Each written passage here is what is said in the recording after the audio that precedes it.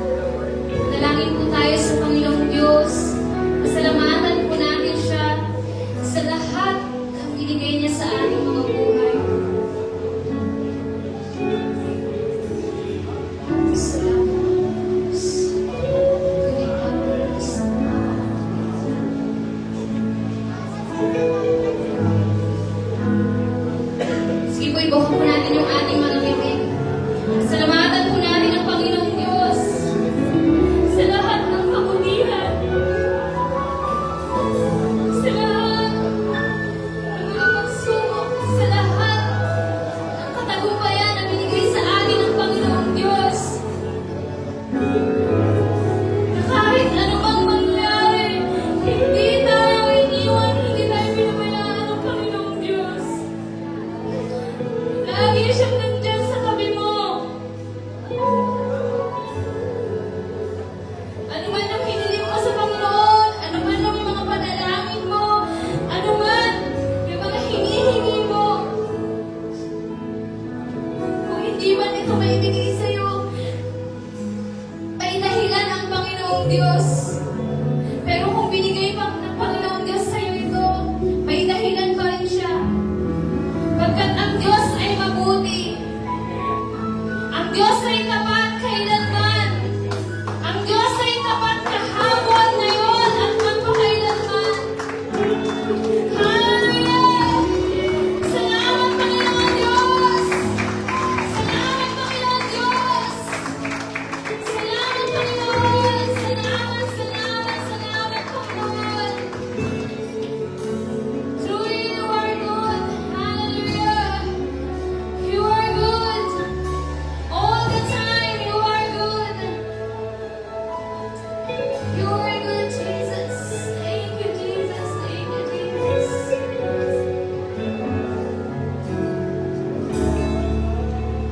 You are good. You are good. You are good. Your mercy is forever. You are good. You are good. You are good. Your mercy is forever. You are good. You are good. You are good. Your mercy is forever.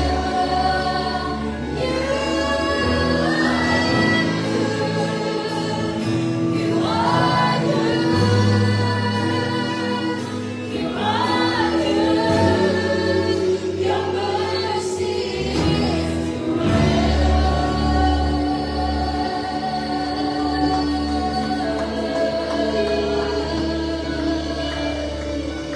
Hallelujah! Salamat, Panginoon, sa pagpapalakas mo namin, Panginoon Diyos. Hallelujah! Thank you, Jesus. Salamat, Panginoon Diyos, sa lahat ng kabutihan mo sa aming mga buhay. Ito po, Panginoon Diyos, ang aming panalangin, Panginoon. Patuloy po namin, Panginoon, tinataas sa iyo ang lahat, Lord God. Salamat, Panginoon Diyos. Salamat, Panginoon, sa buhay.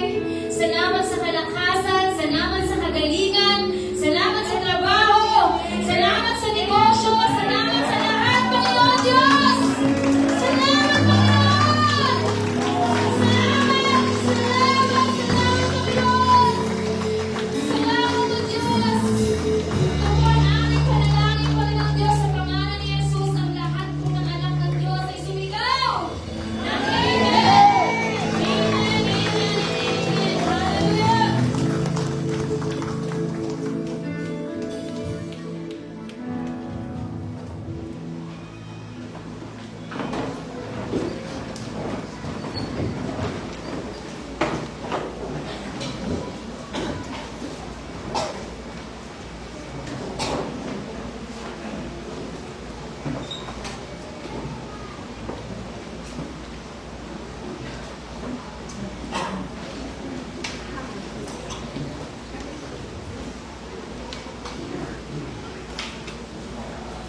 Kayo pagpalang umaga po sa lahat ng kapatid na narito sa Mexico po. Magandang umaga po, pagpalang umaga po sa ating mga lahat at pagpalain po kayo ng ating Diyos. Amen? Amen. Masaya na. Sige po, magandang natin sa kapatid.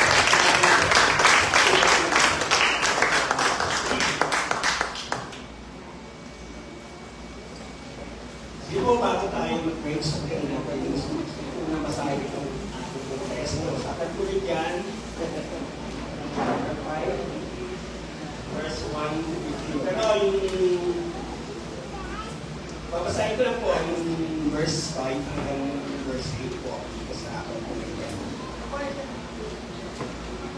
May isang lalaki doon na 32 taon ng may sakit. Nakita siya ni Jesus at alam niya matagal na may sakit ng lalaki kaya tinanong niya ito, gusto mo bang gumaling?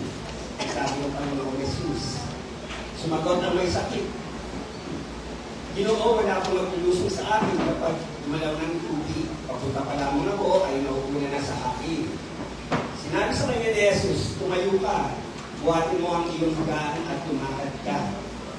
Kaya pagsalaan ko ng Diyos, yung kanyang pong salita sa umagang ito. Sige po, pwede po tayo tumayo at sama-sama ng nanahangin. Hallelujah, Father, we thank you so much this morning, Lord, sa kaputihan po, Panginoon. Na lagi namin Diyos nararanasan sa aming mga buhay. Bakit kami, Lord, nandito ngayon sa umagang ito, noon, at alam namin Diyos na sa umagang ito, buhay ng mga anak ng mga ibon. At naniniwala kami sa umagang ito, patuloy kami gagawin sa aming buhay. May mga pangako ka, Lord, na alam namin, Lord, na aming kong pinangahawakan. At ikaw, Diyos, ang siyang gumagawa sa buhay ko namin, Lord. Lord, patuloy namin, Lord, pinagkakatiwala sa iyo lahat sa buhay ko namin. Ibinigay namin ko sa iyo, O Diyos, sapagkat ikaw ay makapangyarihang Diyos. Magagawa mo yung mga bagay na sa amin ay imposible, subalit sa iyo ay posible, Panginoon. At alam namin, Diyos, naglulugod ka sa iyong mga anak na nagtitiwala sa iyo ng lubos at umaasa na sa iyo, Lord, alam namin, Lord, ay may nangyayaring bagay na hindi namin, Lord, madirig at mag-isip. Subalit ikaw ang nakababatid ng lahat ng bagay. Kaya nga, Lord, sa bagay ito, sa iyo namin, Lord, lahat ibinigay. Ikaw may kontrol, ikaw, O Diyos, ang nakaka-alam ng mga bagay sa bawat isipan, sa bawat puso ng iyong anak. Kung ano man po yung meron kami nila sa umaga ito, sa iyo namin, Lord, lahat ito ay nagkakaluwala at binibigay sa iyo ang pasasalamat sa pangalan ni Jesus. Amen.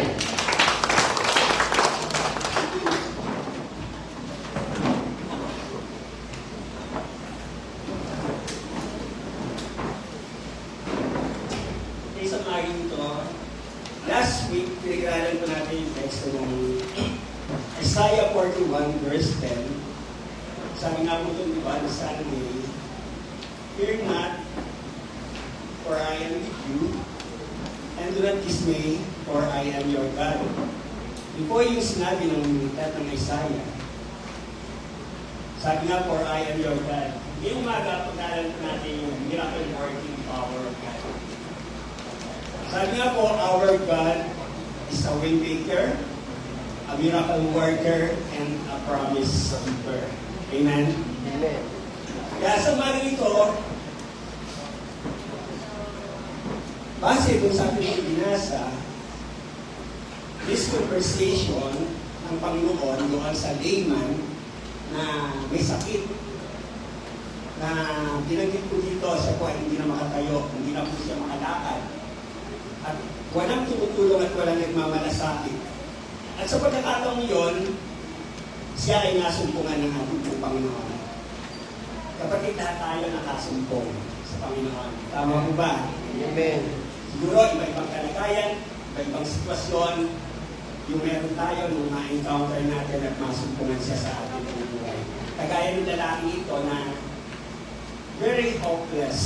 Makikita natin, pinag-aralan natin yung buhay ng taong ito, almost 38 years na kung walang magawa sa buhay. Dahil nasabi nga, hopeless. Dahil sa kanyang sakit at sa kanyang karamdaman. Pero binibigyan ko yung dito, sabi nga, binigyan siya ng pagkakataon na makasumbong sa Panginoon. And Jesus went, sabi nga po dito, Jesus went to Jerusalem, yung pumunta ang Panginoon doon sa Jerusalem, and he came to the pool of Bethesda, where many sick people who waited for healing. He saw a man who was still disabled for 38 years. Ito na po yun, yung sinabi na natin kanina. As he wanted to be well, then commanded him to stand up and walk. And he was healed instantly. Ito po yung pangyayari. No? Yung makikita natin po dito na isa po ay makita ng Panginoon.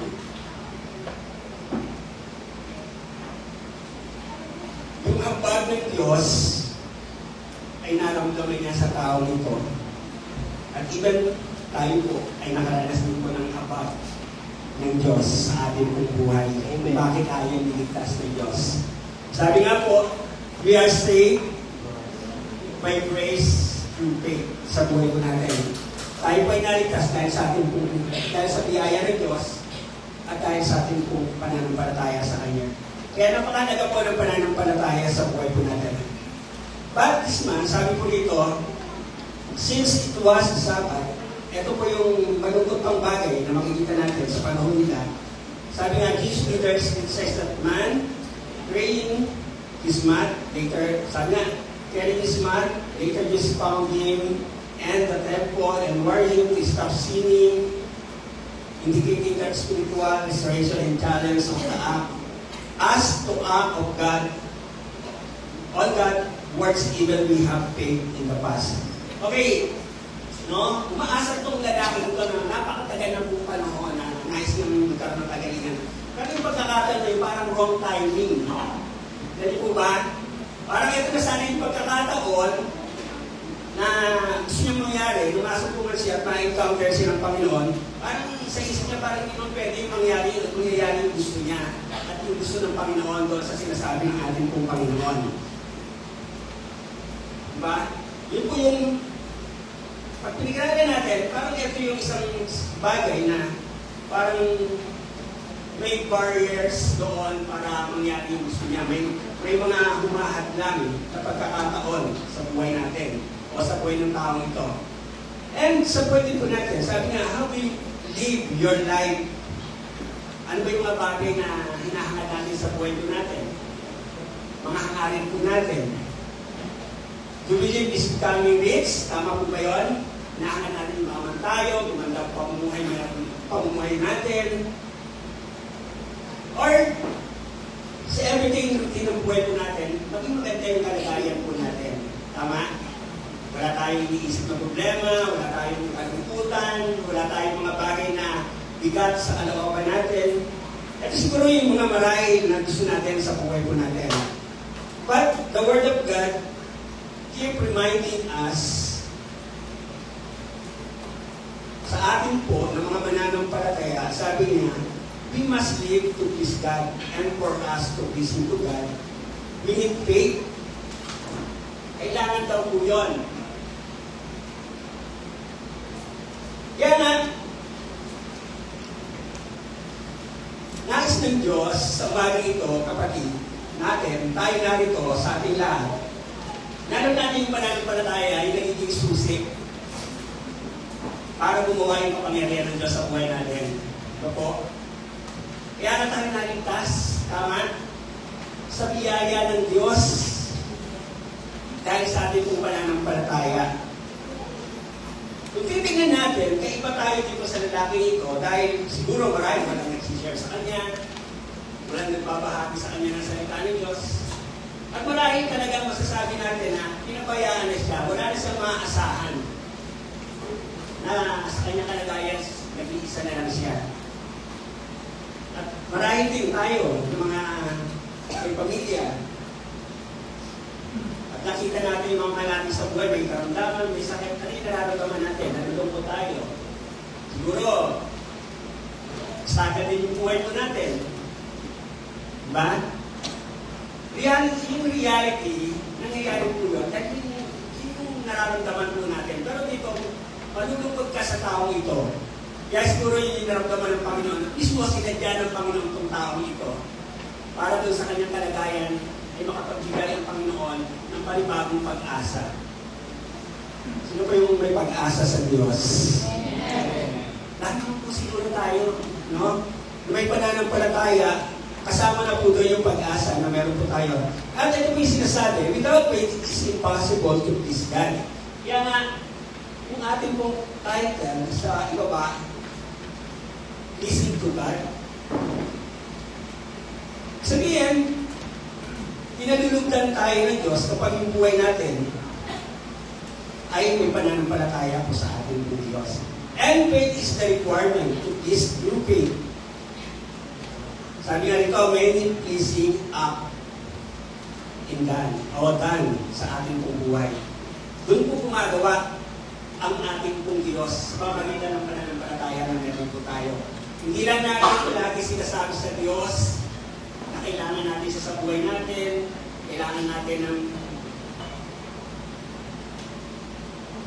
mga bagay na meron po tayo sa buhay natin na hindi natin sa Diyos. Napaka-importante po yung pananampalataya. At ito po yung isang bagay na nais dalhin ng Diyos at nais iparamdam na ipaalam ng Diyos sa atin pong lahat ng dito. And sabi nga, and faith is the requirement. It is through faith. And faith move the hand of God through the supernatural thing.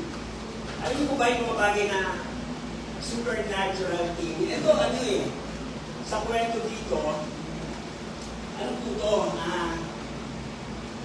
Wala na talaga kagalingan, siguro. Lumipas na po yung mahabang panahon, 38 years, nandun siya sa kalagayan yon na nakaratay, talagang wala ng pag-asa. Parang sa doktor, sasabihin na lang siguro ng manggagamot, pagpasa Diyos nyo na lang po itong taong dito. O yung mga mahal nyo sa buhay nito. Diba? May mga pangyayaring ganyan na narinig tayong kwento na nawawala na yung pag-asa. Maski doon sa doktor na tumingin. At lalo na sa buhay po natin.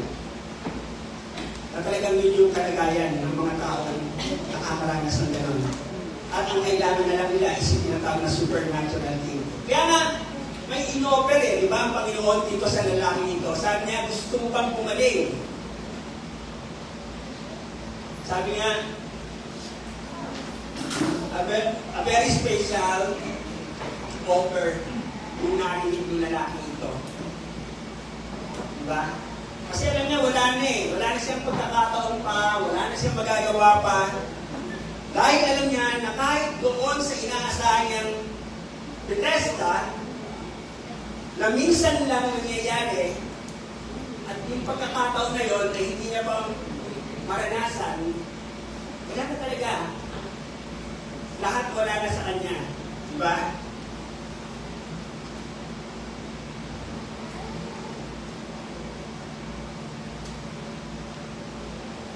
Kaya yung pananampalataya na meron po tayo, binu-work out po yan, kapatid.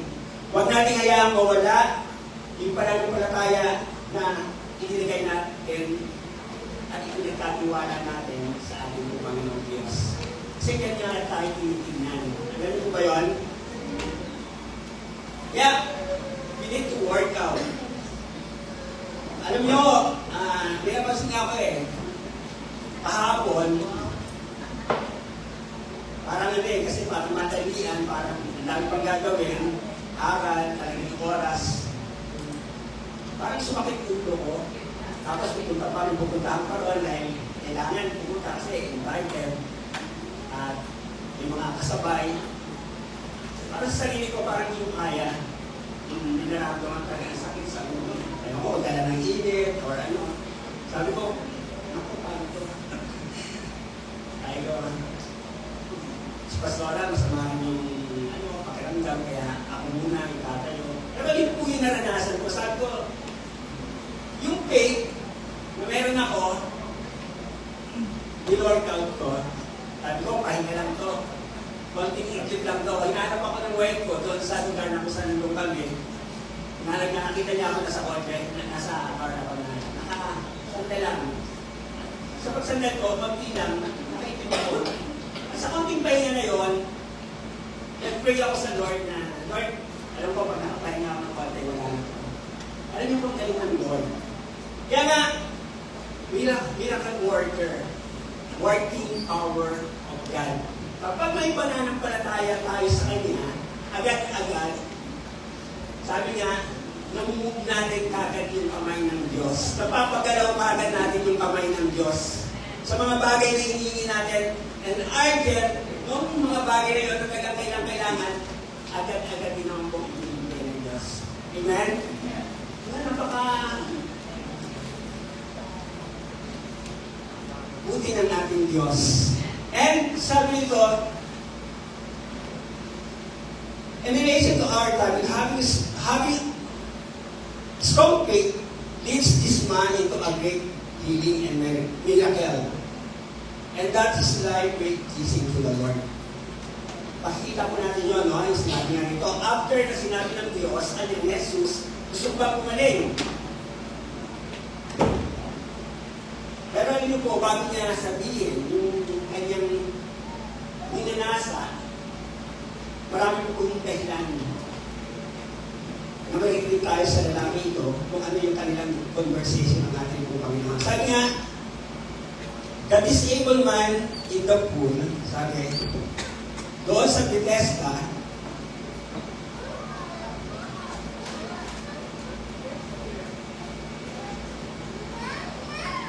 ano ba mga yung Bethesda? Daanan muna natin kung ano yung Bethesda. Sabi yan, is the ancient city hall in Jerusalem near the temple. The Aramaic word, Bethesda, means house of mercy and or house of grace. Kaya doon sa lugar na yun, puro may sakit. Yung mga pumupunta doon, parang hospital sa panahon natin ngayon. Dalahan ng mga may sakit. The pool of Bethesda was where sick people gathered with hope of being cured of their illness. Umaasa sila na kapag nandun sila ay gagaling. Yun yung kalagayan ng mga taong naroon. But there was another reason for the popularity of the pool of Bethesda. The legend had it that an angel would come down into the pool and stir up the water. Yung kung lugar na ngayon ay minsan ay dinadalaw po ng angel ng Diyos.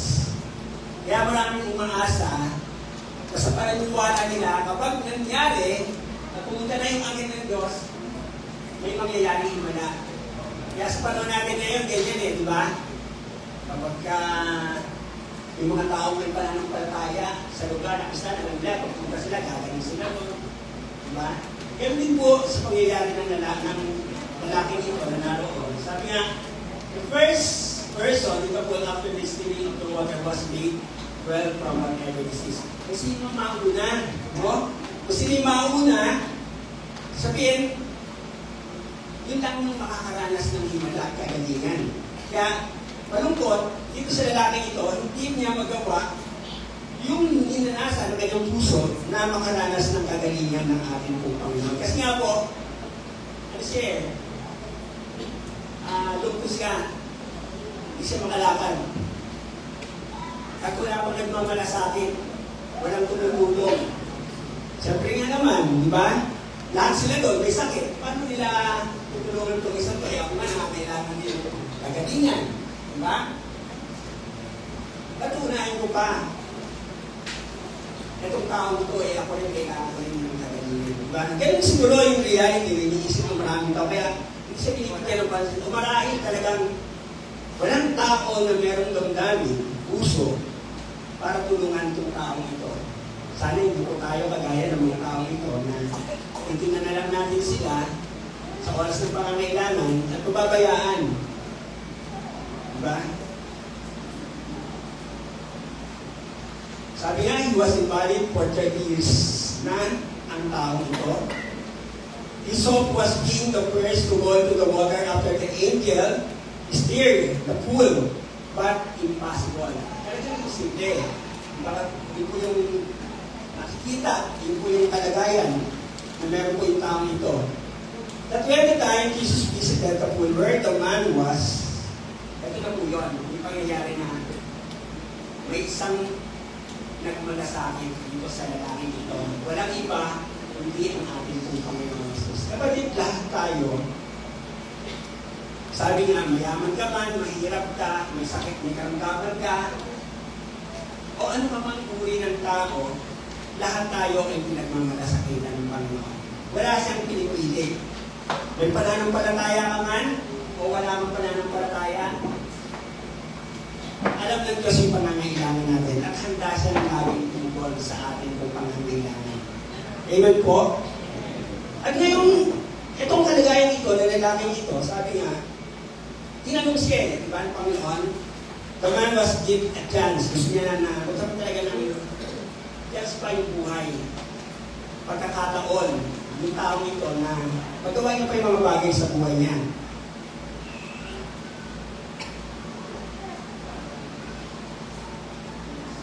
But there were some conditions before he could experience the life-transforming power of Jesus. Bakit may kondisyon? Sa buhay natin, hindi ganun kadali. Diba? Sa lahat ng ating gustuin, sa lahat ng ating mga pangarap, sa lahat ng mga bagay na gusto natin marating, may mga bagay tayo na dapat i-work out at gawin para makamtan natin yung mga bagay sa buhay po natin. At dito rin po sa lalaking ito, makikita natin na yung pagtugon ng Diyos sa kanya, sabi niya nga, do you want?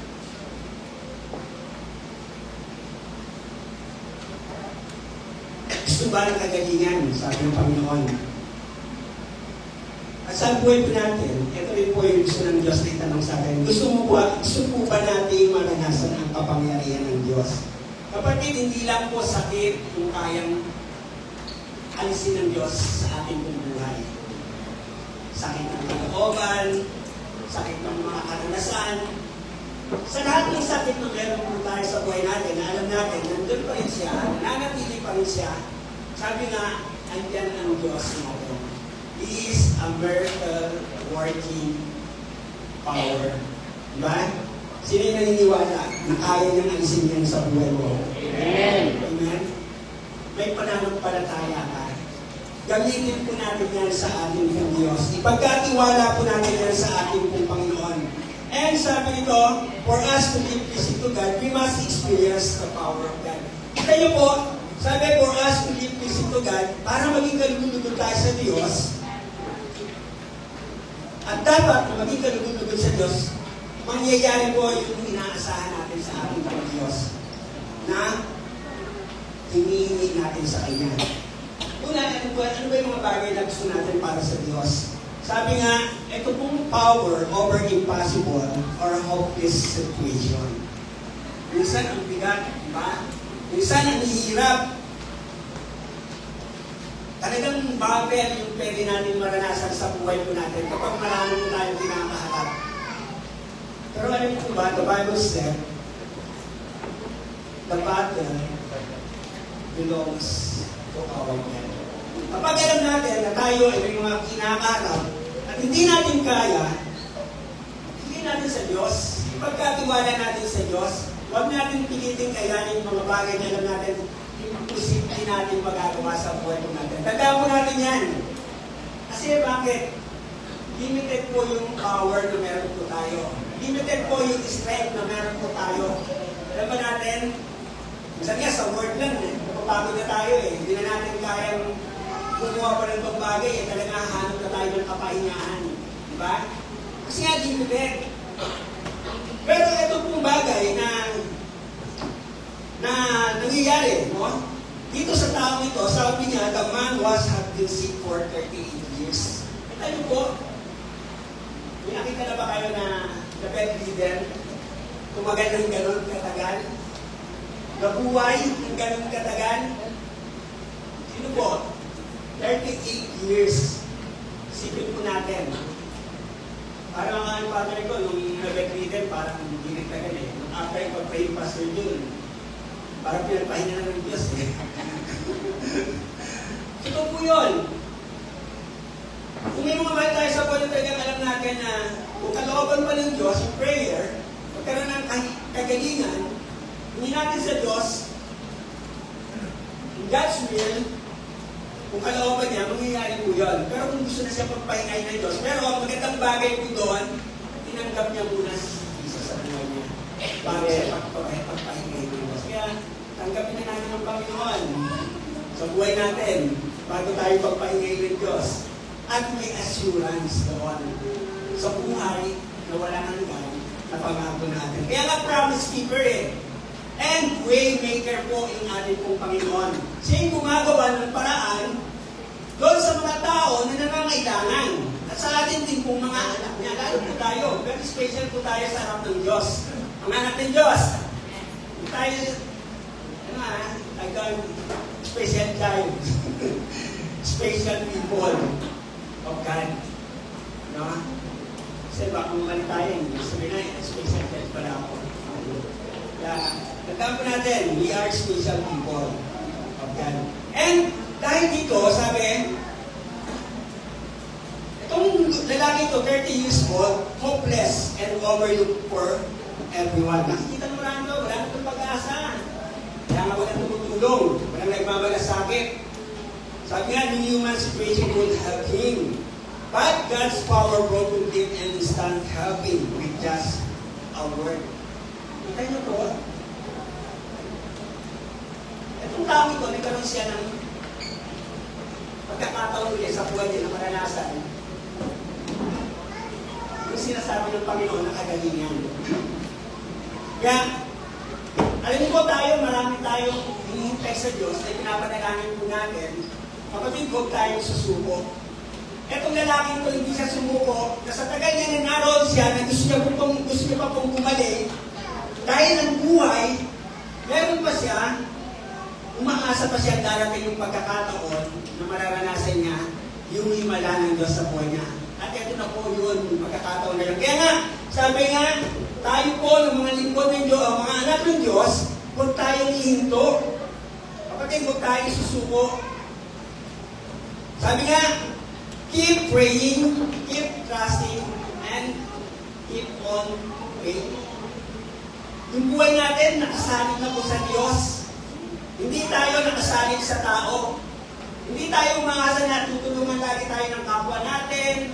Hindi tayo umaasa na tutulungan tayo ng mga mahal natin sa buhay. Alam nyo, dumarating po yung pagkasawa. May mga taong ganon, maski pamilya na nagsasawa na dahil sa hirap na rin ang kalooban na naranasan nila sa buhay na dahil yung mga taong mga mahal sila sa buhay na ganito pa yung sitwasyon at kalagayan. Pero alam niyo po ba, sa buhay natin, sabi nga ng Panginoon, we want to hear the promise. Gusto ba natin narinig lagi natin yung salita ng Diyos o pangako ng Diyos sa buhay natin?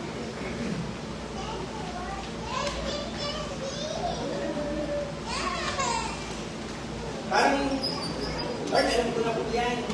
Lord, narinig ko na po yan. Lord, paulit-ulit na po yan sinasabi sa akin. Pero walang nangyayari, walang pagbabago. Diba? Ganun ba? Yung nagiging response po natin doon sa pangako ng Diyos sa buhay natin na parang yung pangako ng Diyos, yung question po natin sa buhay po natin. Hello?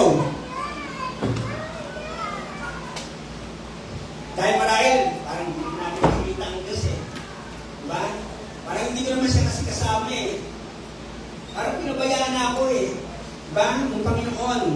May mga tao na sa panahon natin ganyan, nawawalan ako ng pag-asa sa buhay. At tayo po, nakapamilya, mga mahal ng Diyos, mga anak ng Diyos, na kung may mga tao na nakikita tayo, bigyan natin sila ng pag-asa. Hello? O baka pinababayaan na lang din natin sila. Ay, ganyan na talaga yan. Nangyari na eh. Nagawa na yan ng Diyos. Yun na ba talaga yung nakikita natin? Nagawa na Diyos kasi tigas ng ulo niyan eh. Siguro pag-usa yan ng Diyos kaya nangyari sa kanya yan. Ganun ba yung binabanggit natin o sinasabit natin doon sa mga tao? Pero ang Panginoon, sabi niya nga, tanong niya, gusto mo bang bumalik? Kapatid, itong salaysay, itong sinasabi ng Panginoon, doon sa tao, pag-asa yung hatid niya doon sa tao yun. Almost 38 years. Walang nagtanong sa kanya ng ganun. Kapatid, tayo po, may nagtatanong sa atin. May nagsasabi ba sa atin? May nag-encourage ba sa atin? Kaya mo yan ba? Kaya mo yan sis? Diba? May pananampalataya ka.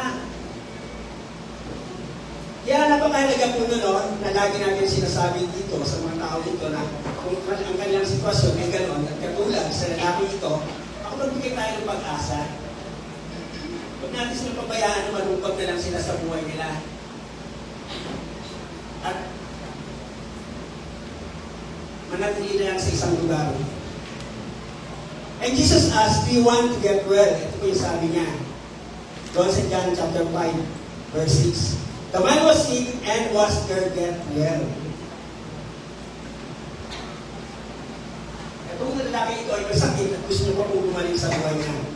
Sabi niya, he was seeking for healing. And Jesus asked such question.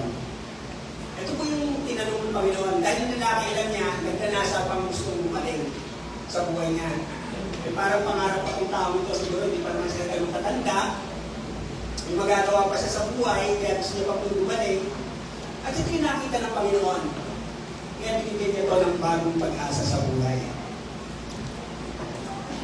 There was a God for the question. Ano ba yung layunin ng Panginoon? Ano ba yung layunin ng Diyos sa bawat sa atin? The man's thought were centered on hope. May pag-asa ko yung lalaki ito sabihin niya, meron pa siyang gusto mangyari sa buhay niya eh.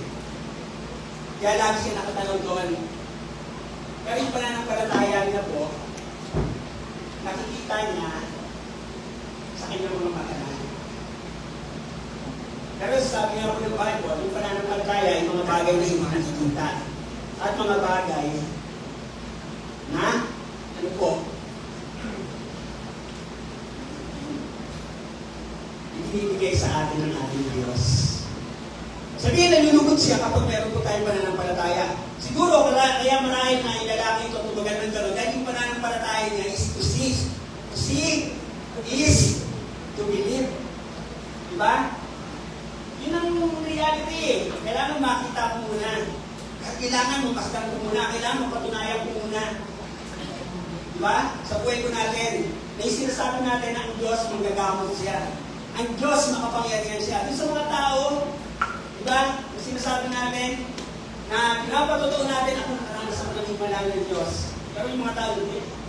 Kailangan makita ko muna. Kailangan ko muna. Diba? Yun yung kalagayan ng maraming tao. Sabi nga, the man talk is centered on hope. A tradition that does not work for him. Pero hindi ko nangyari yung nakasama niya sa mga bagay na gusto niya makita. Amen?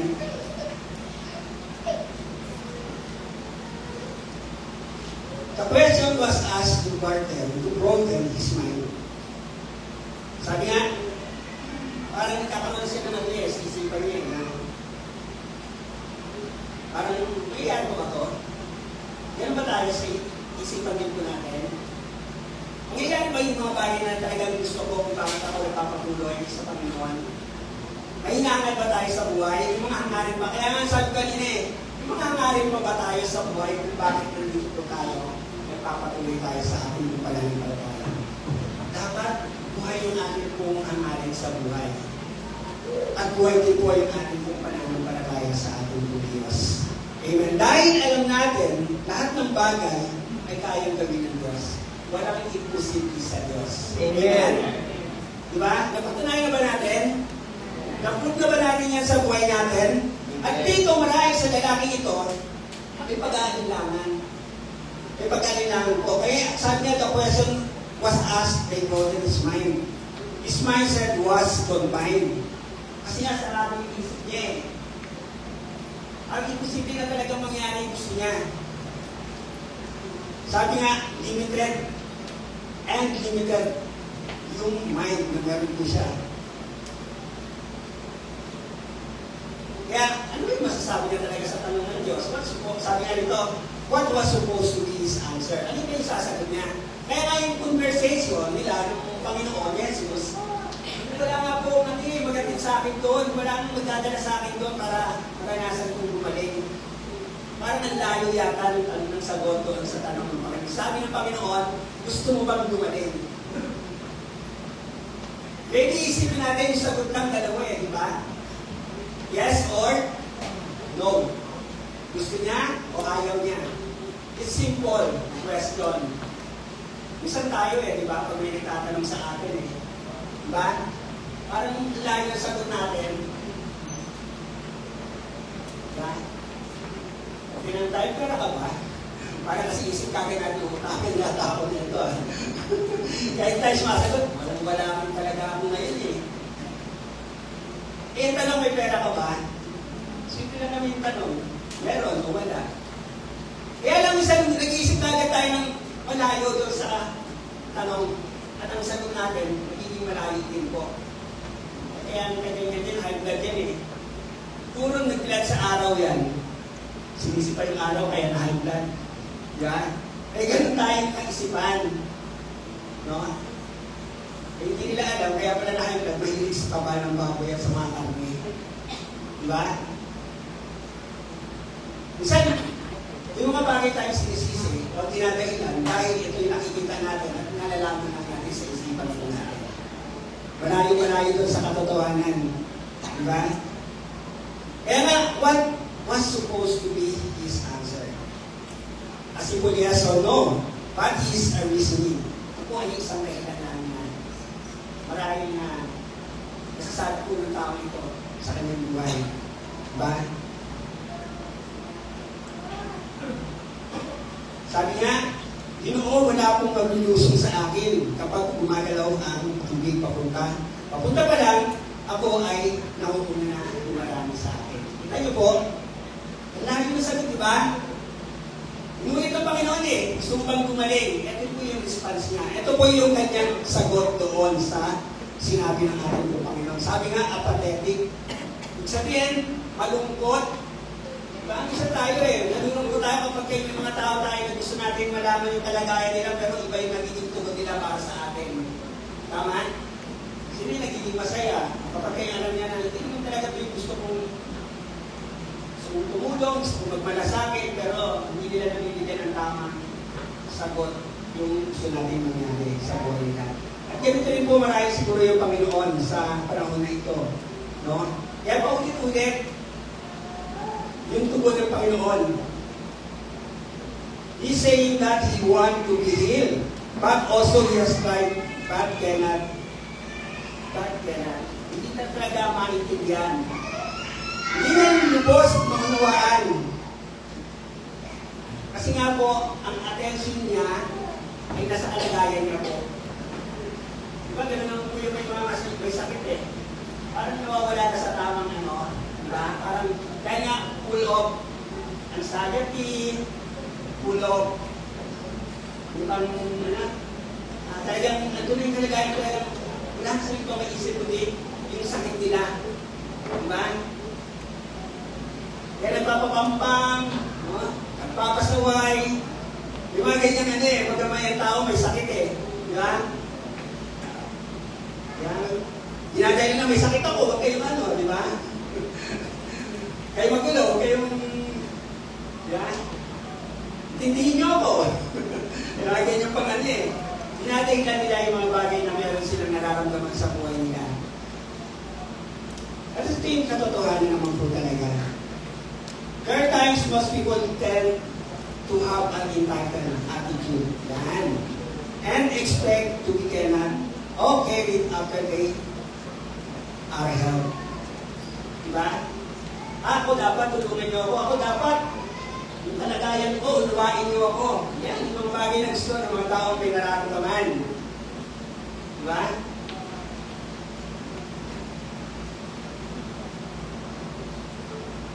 Because they got used to the attention and care they receive. Gusto nila talaga na alagaan natin sila. Sino yung may sakit hindi nagpapaalaga? Pero man ito noon,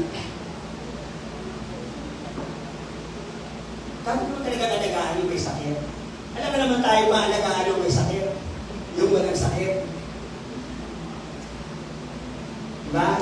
Sabay magluluto sa bahay, sabay maglilinis ng bahay. Diba? Sa lahat ng bagay na gagawin sa bahay, gusto ba natin yung may sakit pa yung kumikilos at gumagawa sa bahay at sa tahanan natin? No. Mali po yun. Dapat tayo po yung unang nagmamalasakit at nanganalaga sa taong may mas. Tama naman po yun. Kailangan nila ng care. Diba? Ng malasakit sa buhay nila. At atensyon.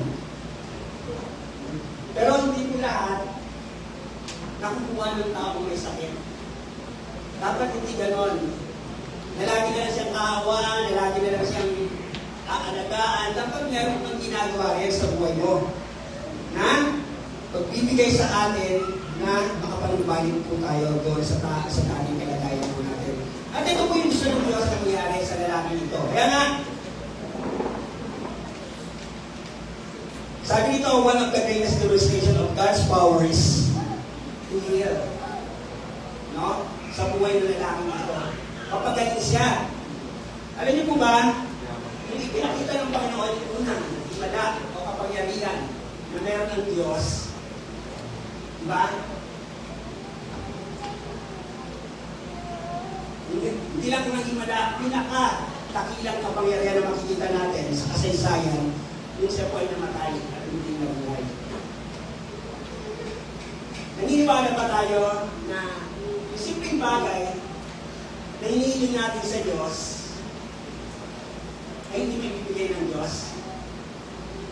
O kaya na bibigay sa buhay ko natin? Kasi yung bagay niya na hindi natin papaniwalaan, namatay siya pero muli siya nabuhay. Maraming tao sa panahon nila hindi naniniwala, maging sa lugar ng Panginoon, walang naniniwala na ang Panginoon na buhay, namatay at muli na buhay.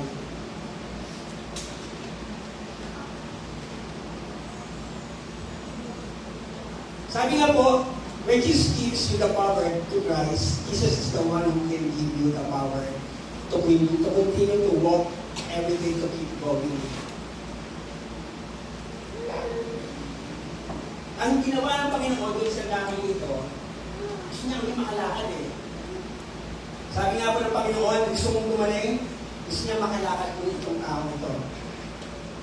Kaya nga binigyan niya at pinaranas niya ng kapangyarihan niya ang lalaki ito at nangyari po yun. Sabi ng lalaki, hindi nga ako makalakad eh. Ano ang sabi ng Panginoon? Buhatin mo. Kamputin mo yung hinihigan mo at tumayo ka. Lord, ano ka ba? Alam mo nga hindi ako makatayo. Alam mo nga hindi ko nga kayang igalaw yung katawan ko. Tatayo pa ako. Parang imposible. Di ba? Parang sa isipan ng tao ito, sino ba itong nagsasabi na tumayo ako? Dahil hindi pa po kilala si Jesus. Marahil, hindi na pa narinig yung pangalan ng Panginoon. Kaya, full of listening. Yung lalaki ito.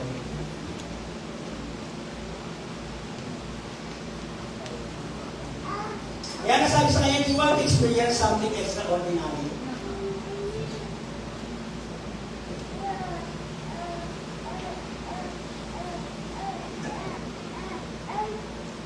Kapag gusto po natin, kung himala ng Diyos, gusto natin ang kapangyarihan ng Diyos, sabi ng James, without faith and faith without action is dead. Gusto ng Panginoon ipakita na lalaki ito na may pananampalataya siya na may kasamang gawa. Kaya di mas siguro sa iba ng Panginoon itayo di ba? Tulungan siya doon sa pagkakahiga at sabihin niya na magaling ka na, pero gusto niya na makita yung pananampalataya, yung lalaking lupo na nakahiga na lang doon sa kanyang kalagayan. Amen? Lahat tayo, gusto ng Panginoon na may ginagawa po tayo sa ating pong pananampalataya. Dahil ayaw niyo makita sa ating pong lahat na patay yung pananampalatayang meron po tayo. Hello? Alam niyo pa ba na buhay yung pananampalataya natin? Kaya nga tayo gumagawa. Gusto ng Diyos, i-work out po natin yung pananampalataya na meron po tayo sa buhay natin. Kagaya ng lalaki ito. Amen? Kaya nga sabi niya, you need to get up, come and walk. Diba? At hindi niya lang ito sinabi doon sa lalaking ito, maging kay Pedro po. Nung makita ng Panginoon, o nila Peter, ang Panginoon doon sa dagat,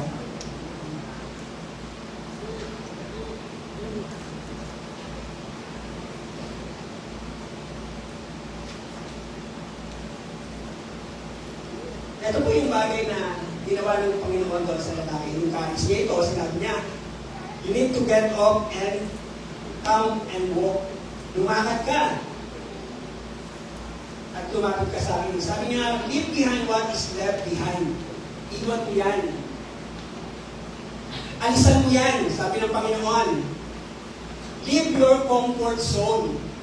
Kasi ano lang siya sa kalagayan na yun na wala talagang nagagawa. Ibig sabihin ng mga bagay na gusto mong mangyari ang Panginoon dun sa lalaki ito, nagawin niya sa sarili niya. At sa atin din po, na mga mananampalataya, hindi tayo umaasa lang sa Panginoon. Gumagawa rin tayo dahil alam natin, sinasamahan tayo ng Panginoon. Amen?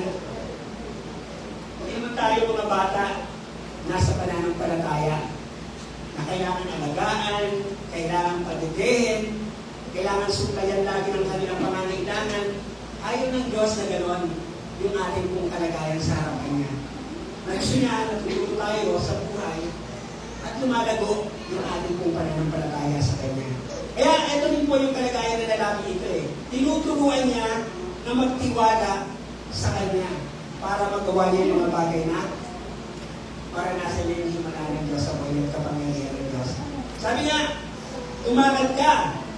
Walk closer to God, and God says. Ito yung sinasabi, tumagal ka at tumagal ang lalaki ito at nakaranas ng kagalingan. Kita niyo po, may kapangyarihan.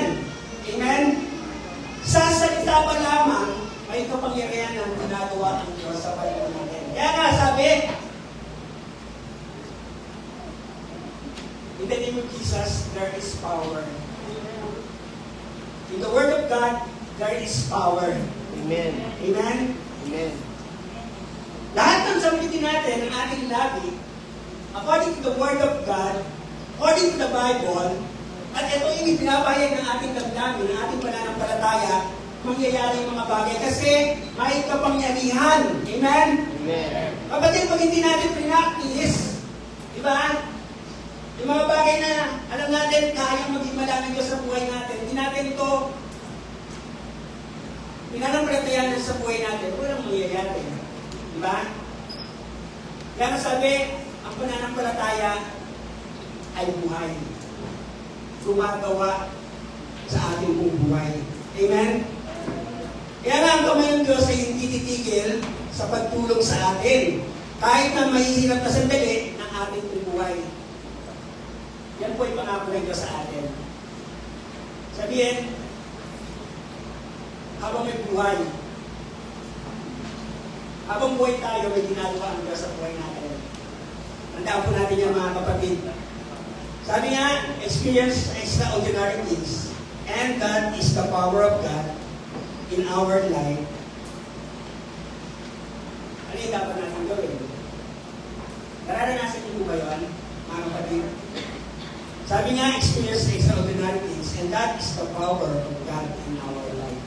Alam mo yung mga bagay na parang sabi natin, masasabi natin extraordinary kung bagay dito na nangyayari sa buhay ko. Diba?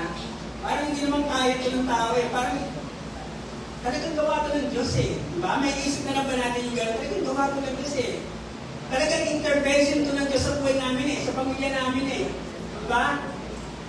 Hindi natin masasabi na dahil sa siguro lang ano eh, parang diba? Lumagyan tayong nakikita sa buhay dapat natin mga kapatid. Kaya, andyan po yung kapangyarihan natin ito sa buhay po natin. Nararanasan po natin yan. Tama po ba? Pangalawa, absolute sovereign power. Absolute sovereign power. John chapter 5 verse 8. Makikita natin yan. Jesus did not need any ritual, medicine, or effort to perform the miracle. Wala siyang ginawa, hindi yan kagaya ng doktor. Ano mo pa yung history, diba? Diba? Alam eh, hindi ka basta gagamutin. Tama po ba? Pag pumunta ka ng hospital, ibigyan ka agad ng reseta, o ito, hindi mo yan sa drugstore. Hindi gano'n. Alam niya muna, alin, yung nararamdaman mo. Tatanungin niya, ano bang masakit sa iyo? Ano bang meron yung masakit sa katawan mo? Ano ba yung nararamdaman mo? Ganun yung doktor. Pero ang Panginoon, walang ganon. Ang gusto niya agad, gumaling ka. Pagtiwala ka sa Kanya. Kaya nga, absolute power. Do you know what to obey impossible to man? Alam niyo ba yun sa buhay natin? Do you want to obey the impossible to man sa buhay ko natin? Para wala lang siguro gusto eh, di ba? Pero parang imposible naman yung pinagagawa mo eh, kagaya ng lalaki yun eh. Parang imposible naman mangyayari yung gusto mo eh. Di ba? Di ba? Sabi niya nga, pick up your mat and walk.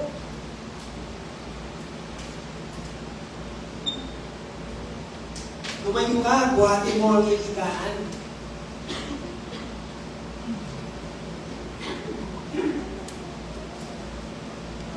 Parang nasabi natin, mangyayari ba talaga yung sinasabi mo? Gagawin ba talaga ako? Pwede mo na siguro natin i-assure yung tanong na yun sa taong nagsasabi ng, gagawin ba ako talaga? Diba? O baka naman pwede sa ibang panahon mo lang sabihin sa akin yan. Kailangan mo na magpahinga, nahihirapan niya ako eh. Diba? Pwede natin tanggihan yung mga offer na yun, na yung mga tao nagmamalasakit sa atin, dahil parang hindi natin sasabihin natin, imposible naman yung sinasabi mo eh. Ang dami ko na nang ginawang paraan eh. Diba? Lahat na nagawa ko na eh. Pero yung time na yun, si Jesus yung nagsasalita. The power of God, makapangyarihan Diyos na sa buhay natin lahat. Kaya, mangyayari po yung sinasabi ng Panginoon sa lalaki ito, sa ay gagawin. Stop looking what you can do, start looking of what God has done. Ito yung kailangan po natin. Diba? Huwag natin tinalagi yung kalagayan natin. Masaya ako eh. Diba? Ganito na talaga ako eh. Wala nang magagawa sa akin eh. Diba? Ganun ba? Mga Kristiyano, nangangatipiran lagi tayo ng ganung katuwiran sa harapan ng ating Diyos. Wala, hindi na magbago itong ugali ito eh. May ganun pa ba tayong dahilan? May mga ganun pa ba tayong katuwiran sa buhay natin? Diba? Kapag itong ganyan po tayo, baka kailangan natin ng context na ordinary miracle. Bakit hindi na po natin ito nararanasan sa buhay natin? Kagaya ng lalaki ito na sinasabi na naranasan niya yung kapangyarihan ng Diyos sa buhay niya. Because is that, sabi nga dito, he was the source of accuracy, security, and comfort. Kaya nga po, sabi niya, sa Panginoon, Lord, ito na lang ang kasama ko. Ito na lang yung buhay ko. Di ba? Ito na yung security ko eh. Pag nandito ako, secure ako. Sabi ng lalaki ko, sa Panginoon.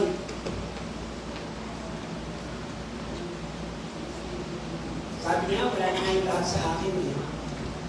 At ito rin marahil ang nagiging dahilan ng maraming Kristiyano. Sabi nga, our source of comfort can hinder us from obeying God and giving Him the glory. Diba? Yung mga dahilan tayo na nagiging hindrance para gawin ng Diyos yung mga bagay na gusto niya para sa buhay natin. Something that we keep holding on. Kasi nga, takot tayong bitawan. Takot natin iwanan. Alam nyo, nakaramdam din po kami ng ganyan noon eh. Parang may pangako sa amin na ano pinawakan ko? Sabi nga, hindi kita maaalsin dyan. Ang sarap ng pangako eh. Yun po yung talagang totoong pangako. Kaya rin po, sabi nga sa tao, hindi pabago eh. Yung pangako niya na nagbigay sa akin, pangako lang kasi ng tao po yun. Pero alam niyo po, pinangawakan ko po yun. Kaya yung bagay na ipinangako, hindi nangyari at nasira, yung tinatawag na broken promises, nakakalungkot ko talaga. Nakaramdam ako talaga ng ganun damdamin. Nalungkot ko talaga ako. Talagang na-question ko.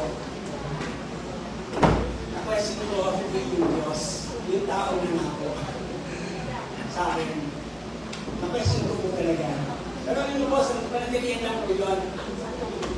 Dahil, alam natin, mahigit na nangako sa buhay ko natin ang Diyos. Kasi kay David eh, pinakawakan ni David, iwan man ako ng magulang ng mga mahal sa buhay, ng mga magulang ko, hindi ako iwan ng aking Diyos. Amen? Napakasarap na pangako yun ng Panginoon sa buhay natin lahat. No? Kasi ang Diyos, Totoo siya. Sa lahat ng sinabi niya, maaasahan po natin at mapagkakatiwalaan po natin. Yun po yung kailangan lang po ng gawin natin dito.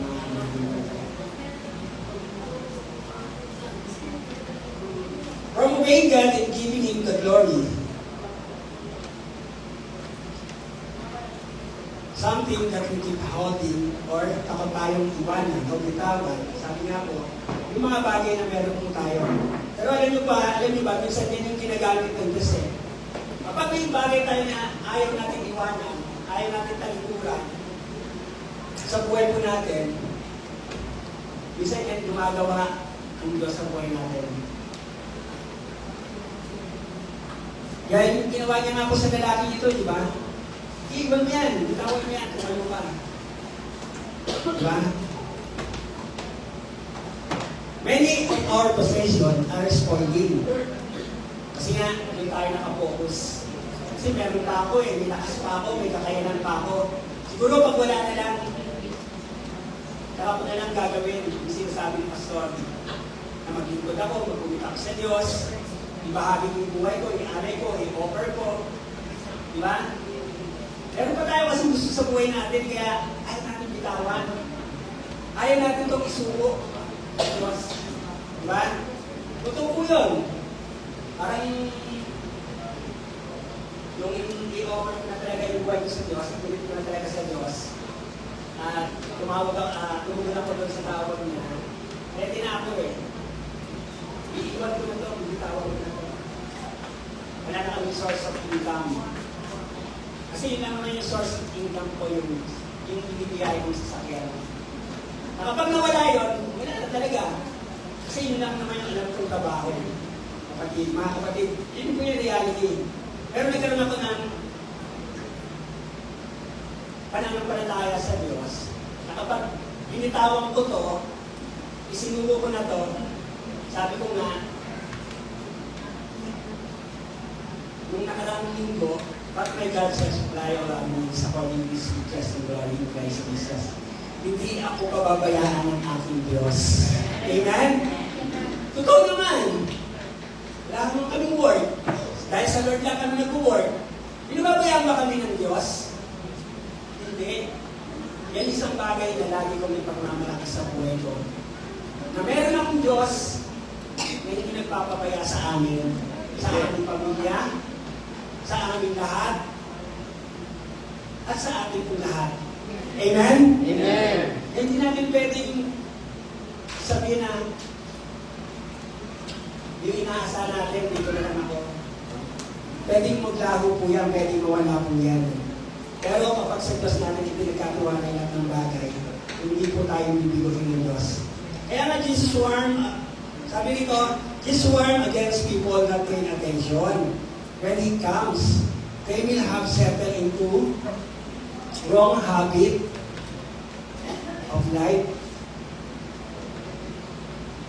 and will be totally surprised when He returns to for those who ready in the time of destruction. Kapag hindi ko yung katotohanan sinasabi ko ito ng Panginoon. Even the Bible, sinabi niya ito, nagpapabala siya, nagpapaalala siya sa atin kung lahat. Doon sa mga tao hindi nagtitiwala at hindi nakikinig sa Kanya, sabi nga, they will have settled into wrong habit. Mga nagpapatuloy sa mga maling gawain, lalo na po tayo mga Kristiyano na naman natin. Ano ba yung pamumuhay na dapat meron po tayo nilalakaran? Alam ba natin yan? Baka meron pa po tayo tinatawag na lack of discipline sa buhay po natin. Alam niyo po, sabi nga po ng Bible, dapat ang unang-unang disiplinado, Kristiyano. Amen? Amen. Dapat ang mga Kristiyano daw unang-unang disiplinado. Pero kung tayo po ay Kristiyano, at meron tayong tinatawag na lack of discipline, wrong habit of life, nagpapatuloy pa rin po yan sa buhay natin, may paalala po ang Diyos. Bakit tapikin mo yan po tayo, ang Panginoon? Paalalahanan tayo sa pamamagitan ng mga bagay na hindi natin magugustuhan sa buhay natin. Kaya ngayon pa lamang gusto nyo ipaalala po sa atin. At ito po yung gaya ng laki ito na marahil yung tagal na naranasan niyang hirap sa buhay niya. Marahil siguro pinagsisihan niya na rin po. At dahil gusto niya pang gumaling, gusto niya pang gawin yung mga bagay na gusto niya sa buhay niya, tinulungan siya ng ating Diyos. Kaya nga sabi, he was healed because dahil sinabi ni Jesus. Alam niyo ba kaya tayo gumagaling, kaya tayo pinagpapala, kaya tayo may lakas, kaya tayo may buhay, hindi dahil sa sarili po natin yon. Bakit nakakalimutan na po natin, mga kapatid? Sabi nga po, dahil sinabi ni Jesus, dahil sa pananampalatayang sumunod ang lalaki, dahil gusto niya ang himala at kagalingan. Sabihin, pinagkaloob lang po ng Diyos yung bagay na gusto niya. At even tayo ng mga anak niya na may gusto pa na gawin para sa Kanya, at hindi bibigay ng Diyos. Diba? Kapag napasaya natin ng Diyos, masasayahin din tayo ng Diyos. May balik po yun. Amen? May balik po yun. Huwag natin isipin walang ginagawa ang Diyos sa buhay po natin. Huwag natin hayaan na yung emosyon po natin ay punuin lagi ng kalungkutan at kahirapan sa buhay na nakikita natin. Dapat maging masaya po tayo kasi nga po, yung kapangyarihan ng Diyos ay lagi nasa ating buhay. The man want to experience the miracle working power of God. Absolute. Absolute. Ito po yung nangyari, absolute. Bakit po absolute? Kasi the sovereign power of God naranasan natin sa buhay. Kapatid, ano yung kalagayan natin ngayon? Ano naman yung mga bagay na gusto natin ngayon sa buhay natin? Absolute. Dahil may kapangyarihan ng Diyos natin. Dahil makapangyarihan ng Diyos natin. Dahil all-powerful ang Diyos natin. Amen. Amen. Absolute, lahat ng bagay. Amen. Mangyayari po yan. Asahan po natin mga bagay na gusto po natin sa buhay po natin. Kaya nga, sabihin mo yan sa katabi mo, makapangyarihan ng Diyos natin. Amen.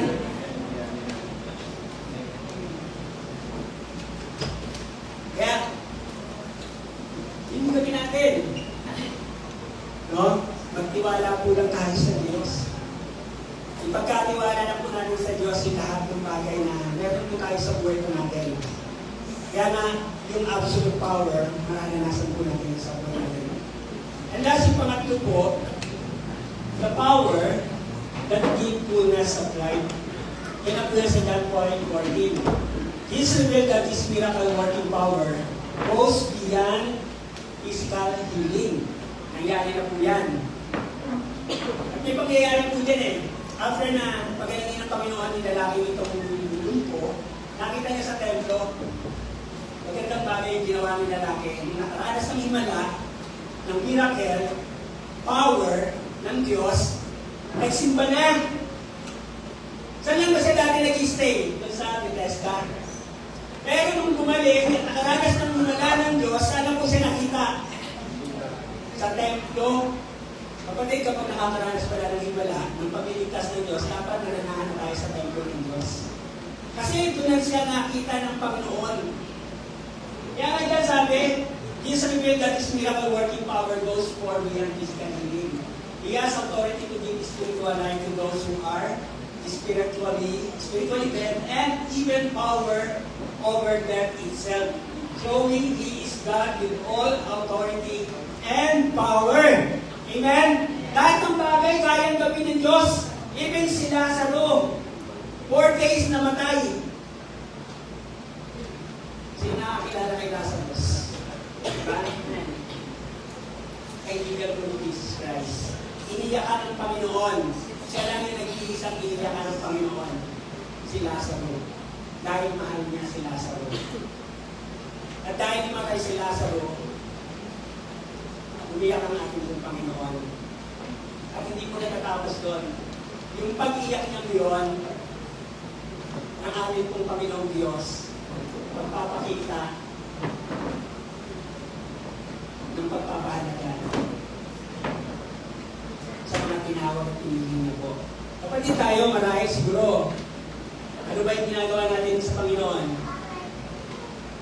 Napapayak pa natin lagi yung Diyos sa buhay natin. Naiyak pa ang Diyos sa buhay natin. Anong klaseng bagay yung ginagawa natin para nasabi natin na mapaiyak natin yung Diyos sa buhay natin? Maganda ba o pangit ba? Yan, isa tayong tao pagka nakaramdam tayo ng dami na talagang gusto natin umiyak dahil may mga tao nagpaparamdam sa atin ng pasakit, di ba? Isa naman, may magandang bagay, kaya tayo umiiyak, naso-surprise tayo, talagang nabibigla tayo, kaya napapaluwa tayo dahil may magandang bagay na ginawa sa atin. Pero ang bagay lang naman yun yung pwedeng gamitin natin sa Panginoon para mapaiyak natin siya. Diba? At ito po yung kalagayan na gusto ng Diyos sa ating buhay. Gawin niya na mapasaya niya tayo. Gawin niya na magawa niya na mapabuti tayo. Amen? Ayaw niya na mapahamak po tayo.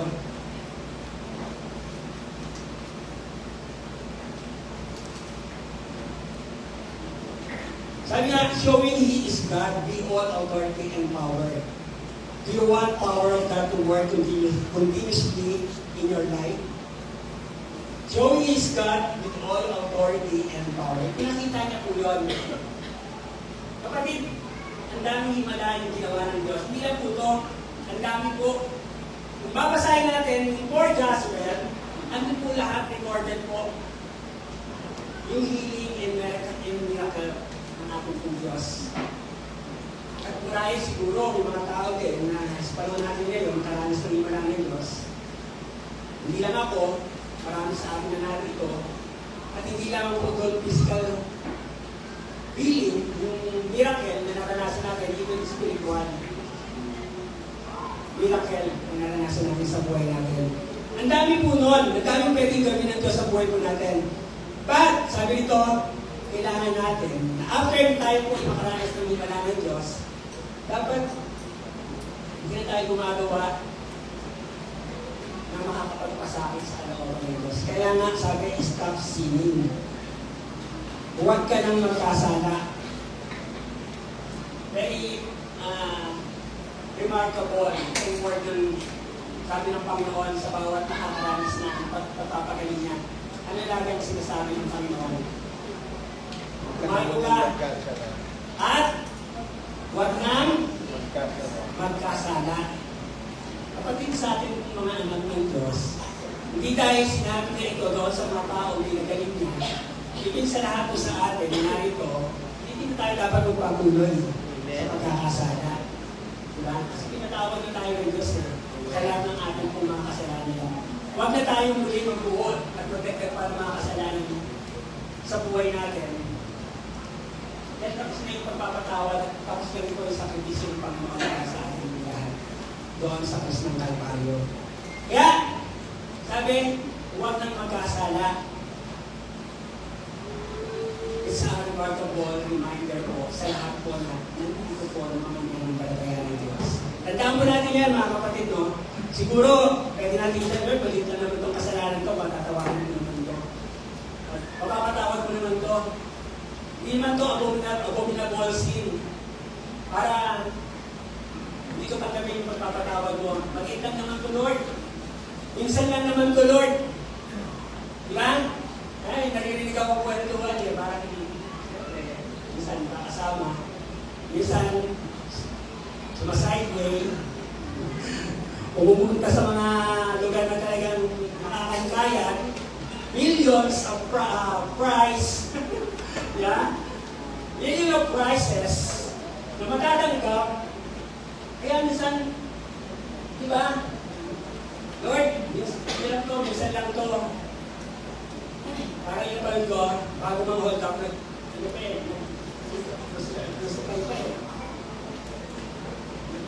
Tayo po, yung tao, gagawa ng kasalanan, pero nakuhuli ng huli ng tawag sa Diyos.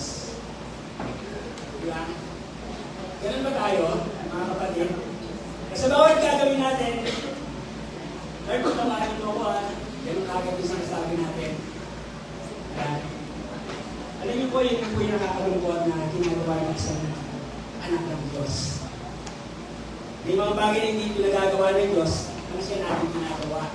At yung mga bagay na gusto gawin ng Diyos, ipagawa ng Diyos, ay yun yung ayaw natin gawin. At yung mga bagay na gusto natin, hindi siya natin ginagawa. There is a call not to go back to whatever we have done in the past that keep us sinning.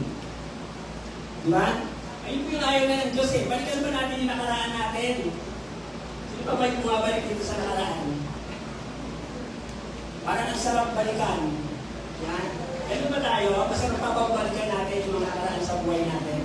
Gusto pa ba natin gawin po yun sa bagong buhay na meron na po tayong ibigay ng Diyos sa buhay natin?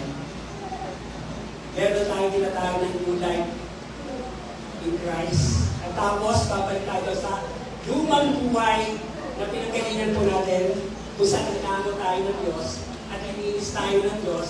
Tapos, tulog-lubuhin tayo sa dumi at gagawin natin yung mga bagay na ito yung gusto natin. Kapatid, mali po yun. Ayaw po yun. Sabi niya nga po dito,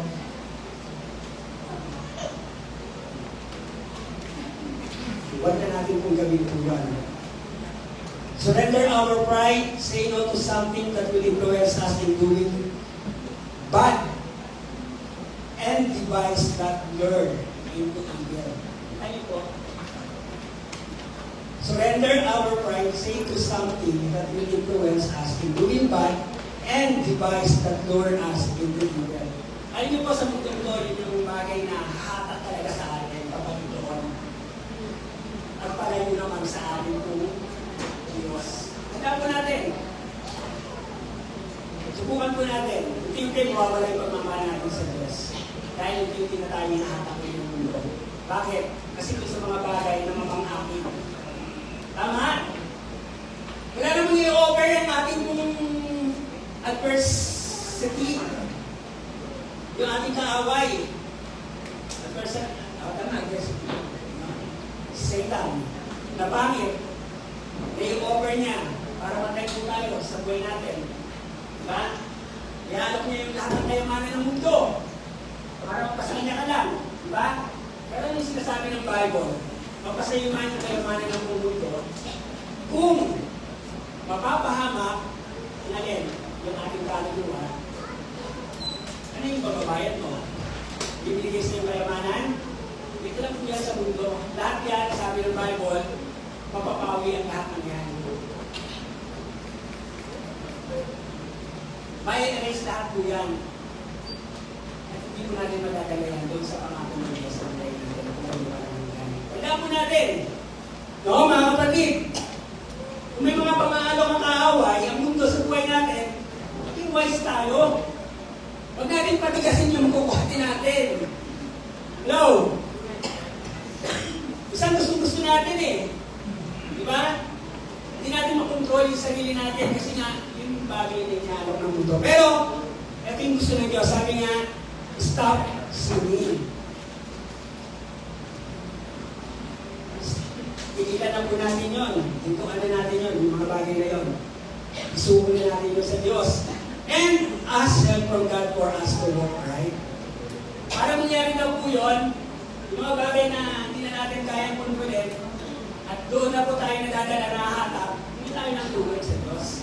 Kapatid, sino yung hihingi ng tulong sa Diyos? Kapag nandiyan po yung temptation sa buhay niya. Sino yung hihingi po? Ito po. Kailangan po natin yun kasi ask help. Sabi nga po dito, ask help from God for us to walk right para makalakad po tayo sa landas na matuwid. No? Tamang daan. Hindi po dyan sa maling daan. Kasi ayaw niya na mapahamak po tayo. Sino po ba yung gusto mapahamak sa buhay niya? Wala na po siguro eh, di ba? Wala po gusto na mapahamak siya sa buhay niya. Yung Panginoon niya ayaw din na mapahamak po tayo. Tapos tayo, pinipili natin yun, yung daan na yun. Yung discussion na pwede mangyari sa buhay po natin. Kaya nga, sabi, para makalakad tayo, ask help to God. Grow in faith with gold. Dapat po talaga yung Kristiyano lumalaki po talaga. Hello?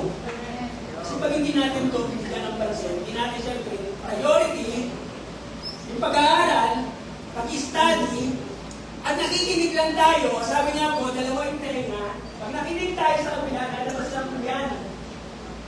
Ano sense po nun sa buhay natin? Di ba nawawalan? Yung paglago, umuurong minsan. Pero meron din naman lumalago talaga sa pakikinig ng salita ng Diyos. At hindi sila doon huminto. Sabi nga, nagpapatuloy sa pag-aaral. Nag-aaral ng nag-aaral. Diba? Yun po yung kailangan natin. At ito po yung gusto ng Diyos sa buhay natin. He wants us to have Christ-centered life. But si Jesus pa talaga center ng buhay po natin. Siya ba talaga yung may-ari ng buhay po natin? Sino ba yung pinagkakatiwalaan talaga natin ng bubuo sa buhay natin? Kapatid, ito yung gusto ng Diyos. He wants us to have a Christ-centered life, removing distraction, problem, and barriers that holding us back. Diba? Para hindi na tayo muna sa Panginoon. Diba? Nagtituloy-tuloy po tayo sa paglago. Yun po yung nais ng Diyos. Ang kasalanan ang tumututo sa tuloy-tuloy na pagkilos ng kapangyarihan ng Diyos para gumawa ng himala sa ating buhay. Alam ba natin yan? Ito daw po yung pinakamalaking warrior sa buhay, yung kasalanan. Kapatid, yung kasalanan, tatlong letra lang po siya, sin, pero siya po yung nagiging dahilan para ilayin po tayo sa Diyos. At hadlangan tayo sa mga bagay na gusto natin gawin para sa Diyos. Ito pong kasalanan. Diba? Parang ano yan eh. Yung kuryente, yung wire. Ayan, kaya siguro may ilaw tayo, maganda yung galing ng kuryente. Pero pag nag-fail po yan, nag-spark po yan, nagkaroon ng problem at failure, doon sa main switch, wala po yan. Matitiliman po tayo. At ganoon din po yung buhay natin sa Panginoon. Bumabalik tayo sa kadiliman dahil yung liwanag na inigaya sa atin, nawawala dahil sa kasalanan na nagagawa natin sa buhay natin. Na hindi na tayo nakakapagpatuloy, na dati nananalangin tayo sa church, naglilingkod tayo sa church, unti-unti lumalayo tayo, iiwan natin yung mga bagay na ginagawa natin para sa Diyos, nagtitilim na tuloy yung buhay na meron po tayo. Hello? Tama ba? Amen. Nangyayari ba yun? Nangyayari po yun.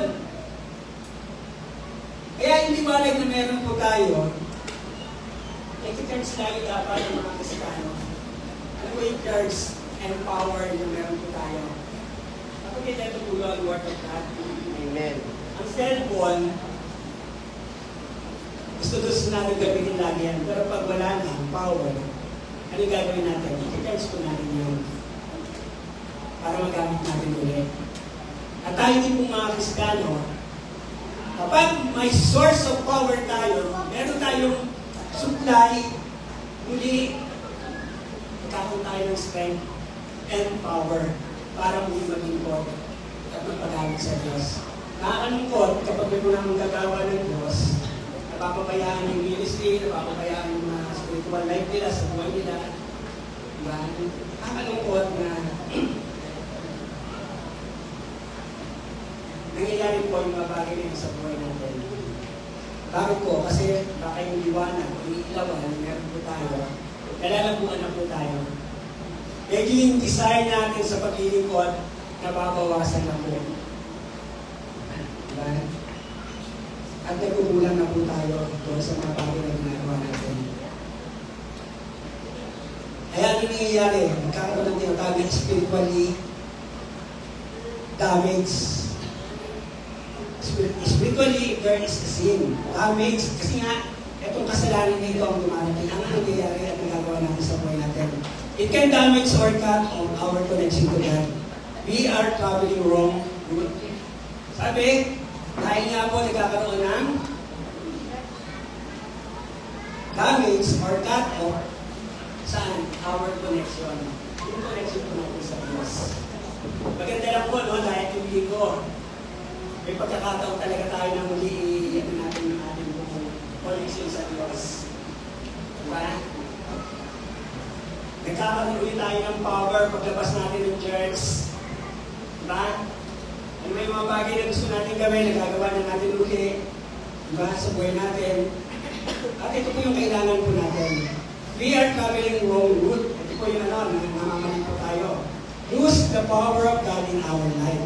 Kaya nga yun yung nangyayari. It is the consequences of our sin. Ito na po yung nangyayari sa buhay natin. Nagdadamage na po yung ating pong pagkatao.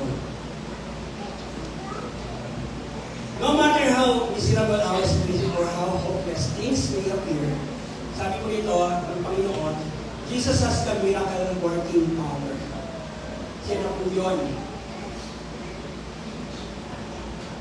Not only to transform our hopeless situation, but also to transform us in the process and receive the fullness of life. Diba ang ganda ng gusto ng Diyos na mangyari sa buhay natin? Dahil siya po yung tinatawag ng miracle working power sa buhay natin. Kaya nagtatransform. Yung dating hopeless, nagkakaroon ka ng hope sa buhay.